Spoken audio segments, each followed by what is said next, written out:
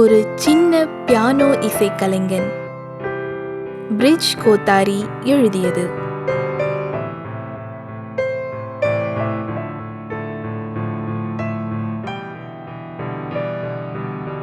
ஒரு ஊரில் அசுல் என்ற ஒரு சிறுவன் இருந்தான். அவனுக்கு பியானோவை வாசிக்க மிகுந்த ஆசை மற்றும் என்றாவது பியானோ இசைக்கலைஞனாக வேண்டும் என்றும் கனவு கொண்டிருந்தான். ஒவ்வொரு ஞாயிறும் அசுல் பியானோ வகுப்புக்கு சென்று வந்தான். ஒவ்வொரு இரவும் வீட்டிலே படுக்கைக்கு செல்வதற்கு முன் பயிற்சியும் செய்தான்.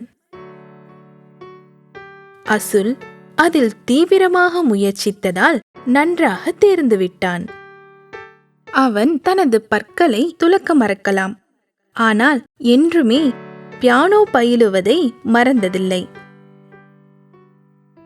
ஒரு நாள் விக்கி அவனுடைய பியானோ ஆசிரியை அவனிடம் சொன்னார், அசுல், நீ நாளை ஒரு பெரிய சபையின் முன்னே இசைக்க வேண்டும்.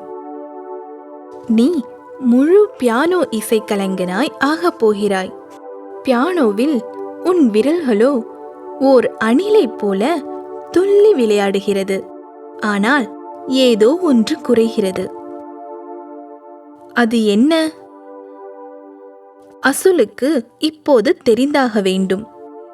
அவன் உண்மையில் நல்ல பியானோ இசைக்கலைஞனாக மட்டுமின்றி சிறந்த பியானோ இசைக்கலைஞனாக வேண்டும் என்றும் விரும்பினான். விக்கி புன்னகை புரிந்தார். அவர் ஒரு பியானோ ஆசிரியரின் இரகசியத்தை அசுலின் காதில் கிசுகிசுத்தார். பியானோவை இதயத்திலிருந்து வாசிக்க வேண்டும், விரல்களால் அல்ல. எப்பொழுதும் போல் விக்கி தன் ஸ்டிக்கர் பெட்டியை வெளியே இழுத்தார். அசுல் தன் கையை நீட்டினான். விக்கி அவனுடைய கையில் ஒரு அழகிய பட்டாம்பூச்சியின் ஸ்டிக்கரை ஒட்டினார். இதோ இந்த பட்டாம்பூச்சியை எப்பொழுது நீ உன் இதயத்திலிருந்து வாசிக்க வேண்டுமோ அப்பொழுது நினைத்துக்கொள் என்றார் அவர்.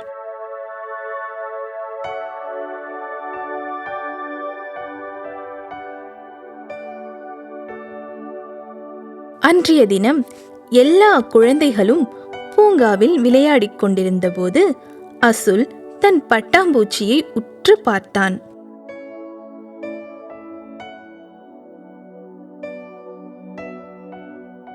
நான் என் விரல்களால் இசைக்க முடியும், ஏனென்றால் அவற்றை என்னால் அசைக்க முடியும். பியானோவின் விசைக்கட்டைகளை என்னால் தொட முடியும். ஆனால் எப்படி என்னால் என் இதயத்திலிருந்து வாசிக்க முடியும்? என் இதயத்தை என்னால் பார்க்க முடியாதே என்று வியந்தான். முதல் முறையாக வெகு நாட்களுக்கு பிறகு அசுல் பியானோவை வாசிக்காமலேயே படுக்கைக்கு சென்றான். நிகழ்ச்சியின் முந்தைய இரவு அவன் பயிற்சி செய்யவில்லை. ஏனென்றால் எப்படி தன் இதயத்திலிருந்து வாசிப்பதென்று அவனுக்கு தெரியவில்லை.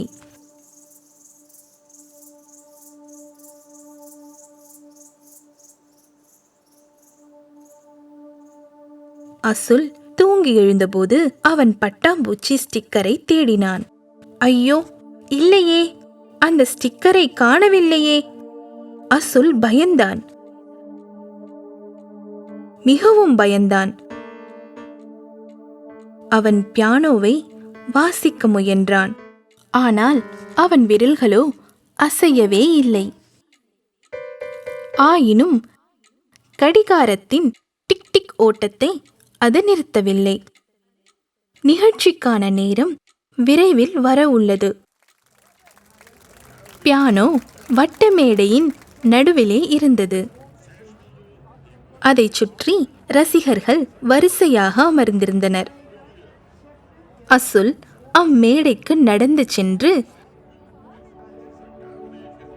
பியானோவின் இருக்கையில் அமர்ந்தான். ஒரு வினாடி கண்களை மூடினான். விக்கியின் அறிவுரையை ஞாபகப்படுத்திக் கொண்டான். அந்த பட்டாம்பூச்சியை நினைவுபடுத்திக் கொண்டான். அந்த நிசப்தமான சபையில் அசுல் சிறகுகளின் படபடப்பை கேட்டான். ஒரு பட்டாம்பூச்சி அவனுடைய தோளில் அமர்ந்து ஒரு ராகத்தை மெதுவாக ரீங்காரித்தது. அவனின் விரல்கள் தானாகவே நகரத் தொடங்கின. அப்பட்டாம்பூச்சியின் பாட்டை அவனின் இதயமோ இசைக்கத் தொடங்கியது.